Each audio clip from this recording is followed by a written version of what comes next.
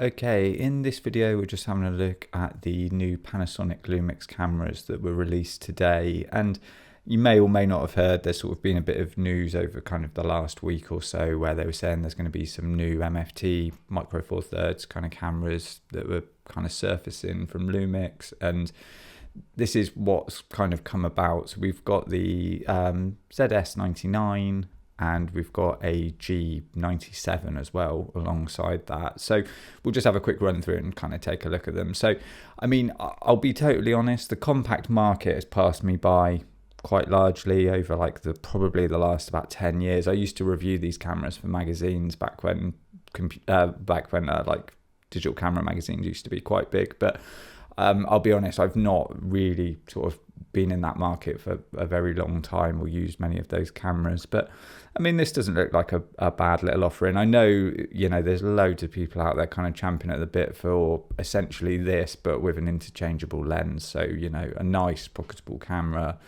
that you can also stick any kind of micro four thirds lenses on. But, you know, obviously this isn't it. It's like a fixed 30 times zoom.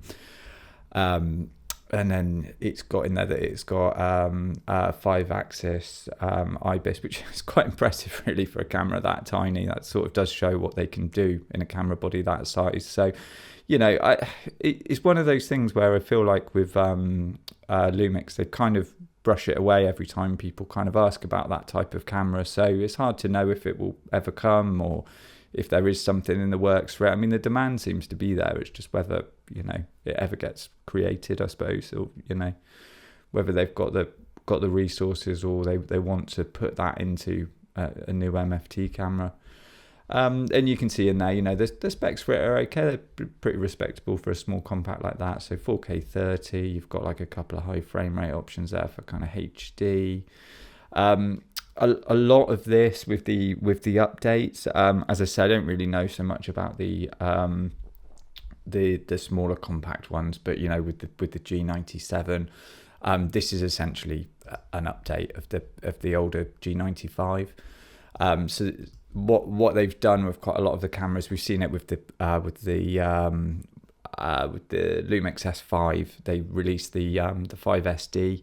And it was kind of like a new version of it that met the new standards for USB. So they've got the USB-C port, and with the next one, it kind of is more of that. It's like a, you know, it's a bit of a box ticking exercise, and so they can keep selling the cameras, and there's a few upgrades in there as well. But yeah, with this one, you know, it's got a few kind of bits and pieces in there. It's not really something I'm kind of ever in the market for, but you know, it's good to see that there's still compacts like that about now. And I know there's been a little bit of a resurgence in those types of cameras, and like I say, you know, this one is more of an update. But I'll be honest, actually, the specs for this are actually pretty good for like the price points, because you've got in here down there, I mean, this is like $500. That usually equates to us in the UK at £500, but you know, it's not too bad in terms of pricing. And then you've got the pricing for this one, $849.99, which is actually pretty good with the kit lens as well. So that's pretty good pricing. And then the specs, they're I mean, it really depends what you want. I mean, this very much is an entry-level camera for people looking to get into MFT, really. So it's kind of like anyone that's already in MFT, there's probably a very small percentage of people that this camera kind of checks the boxes for. But yeah, it's not a bad camera. You know, you've got again, like decent IBIS. You've got 4K. Anybody that obviously has sort of 4K 30, so obviously anybody that wants 4K 60, you've got older cameras like the GH5, the G9, they all shoot 4K 60. One caveat is that this actually has Vlog included, whereas obviously those older cameras don't. And obviously you're going to get a warranty and stuff for this because it's a new camera, but the older cameras don't have Vlog, and it seems to be quite hard to get the keys now for Vlog. I kind of figured that it would get to a stage and then they would just drop the price of Vlog to, you know, like a token amount, just so they can afford to send the keys out to people. But that doesn't seem to have happened. Like, you kind of, I guess you can't make it free, because then people would be annoyed that they paid, you know, like 100 quid for the key. But, you know, you could drop it down to just a nominal token amount, because it's been a long time since, you know, since those keys have been around. But yeah, either way, like I say, if you want those higher frame rates in 4K, you know, obviously you're going to have to look to other cameras, because you're not going to be able to kind of get that there. And it's kind of got the, you know, the concept of those kind of like the slow and quick type modes, and you've got the fairly decent like Lumix build for the camera, which is always the case. So with your Bluetooth and Wi-Fi, which I believe that these are sort of all uprated features, like everything here. So they're kind of like newer features over the older the older G95. And like I say, I think, you know, as a bundle price with a kit lens, I think that's a pretty good price. So it's really, like I say, it's sort of just to keep people coming into the Micro Four Thirds kind of ecosystem. And you can see, I'll link to all of these. I mean, really this is just the announcement page, and then you've got the specs page here, which, you know, you can kind of dive into a bit more, but you can see the top line specs, like 20 megapixel sensor, obviously Micro Four Thirds, dual IS2, so IBIS plus lens stabilization to create the kind of dual IS, 4K, and then you can see down here we've got the it's just about the sensor, dual IS, and then interestingly, one of the big things was that it doesn't have phase detect. That was one of the kind of things when I saw this, I thought, oh, okay, this is interesting. This is going to be like the cheapest Micro Four Thirds route to getting PDAF, but that's not actually the case, because it's still using DFD.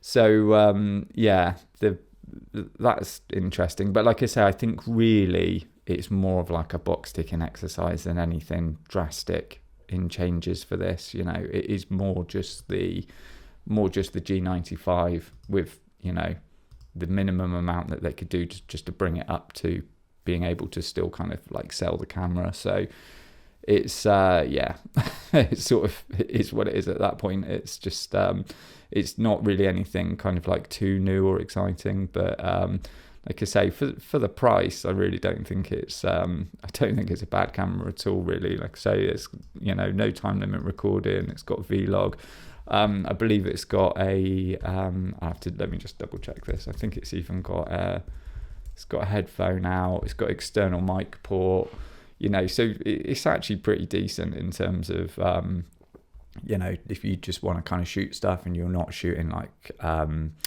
4K high frame rates, anything like that, you know, it's quite a capable camera, really. Like, obviously I'm not going to go through every spec on here, you can just kind of go through and have a look at it yourself. But yeah, it's got things like I'm pretty sure it's got live view composite. Yeah, it's got live view composite in there, got bracketing, so, you know, it's like it's a capable kind of capable stills camera and video camera. I think with the let me just check this.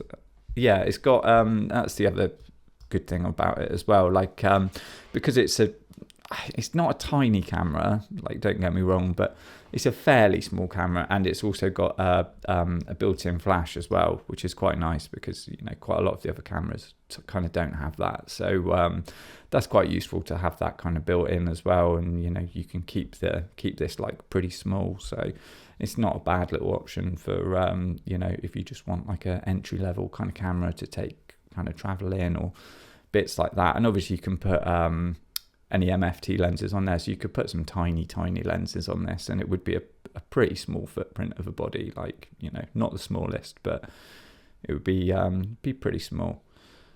And yeah, that's kind of the run through of it. Like I say, obviously, you know, you can take a look through and sort of have a look at this, but yeah, it's not a bad little camera. I imagine it's just sort of, like I say, set for like entry level people that want to kind of do a bit of filming of themselves and stuff. Obviously, it's got like that tilty flippy screen, so you can kind of you can film yourself and all that kind of stuff with it. You can see on here actually on not Castle cameras, on Park cameras, I'm not affiliated with this in any way. It's just one of the few that already have it up for pre-order. They've got it down as 699 without the lens. So you're looking at like a couple £100 extra to get the lens in there as well. You can see it's got the tilty flippy screen there and everything. So let's have a look on the, just check I haven't kind of missed anything kind of significant in there. I think that really is like a main kind of rundown of it. Really, it's so like I say, pretty capable, 20 megapixels. It's using the new image processing engine. You've got decent IBIS, DFD, not to everyone's taste, but vlog built in. You've got the those slow and quick modes, vertical video recording, and red frame indicator. That's actually quite useful, the red frame indicator. And then you've got that free motion kind of screen. And it's got post focus stacking. Oh, that's useful. Okay, I didn't know it had that. Hopefully that comes back to some of the other cameras. That's quite a useful thing. And then it's obviously, like I say, it's got these additional bits that they've kind of had to add to it. So yeah, it's like I say, it's not something I'm sort of out in the market for, but it's quite a decent little camera. And like I say, if it keeps the Micro Four Thirds kind of lens ecosystem and really just the whole ecosystem going, it's a nice little addition. But yeah, let me know your thoughts on it below, and if you want to see more kind of Lumix content, check out the playlists on this channel and please subscribe.